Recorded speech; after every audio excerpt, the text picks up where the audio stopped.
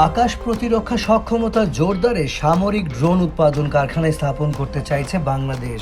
আর এই জন্য চীনের সঙ্গে G2G ভিত্তিক সরকার থেকে সরকার এক চুক্তি সই করতে যাচ্ছে বাংলাদেশ। এরই মধ্যে এই চুক্তির জন্য establishment of manufacturing plant and transfer of technology TOT for unmanned Arial vehicle UAV শীর্ষক প্রকল্প প্রস্তাবের অনুমোদন দিয়েছে অর্থ মন্ত্রণালয়। গত 6 জানুয়ারি অনুমোদনকৃত এই প্রস্তাবের কপি অনুযায়ী 608 কোটি 8 লাখ টাকার এই প্রকল্পে ড্রোন ম্যানুফ্যাকচারিং প্ল্যান্ট, প্রযুক্তি আমদানি ও স্থাপনের জন্য এলসি খোলা এবং পরিশোধ বাবদ বরাদ্দ রাখা হয়েছে 570 কোটি 60 লাখ টাকা।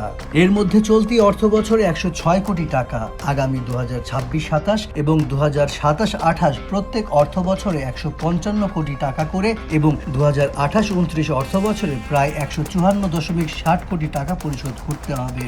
বাকি 37.47 কোটি টাকা এলসি খোলার চার্জ, ভ্যাট ও সুইফট চার্জ হিসেবে দেশীয় মুদ্রায় পরিশোধ করা হবে।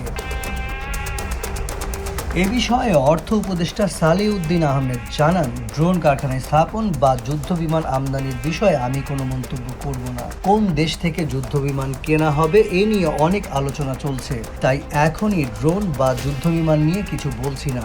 সবকিছু আগে চূড়ান্ত হোক। প্রস্তাবনা অনুযায়ী বাংলাদেশ বিমান বাহিনী চীনের রাষ্ট্রায়ত্ত প্রতিরক্ষা ইলেকট্রনিক্স প্রতিষ্ঠান চায়না ইলেকট্রনিক্স টেকনোলজি গ্রুপ কর্পোরেশনের CETC ইন্টারন্যাশনালের সরবরাহকৃত প্রযুক্তি ব্যবহার করে প্রকল্পটি বাস্তবায়ন করবে।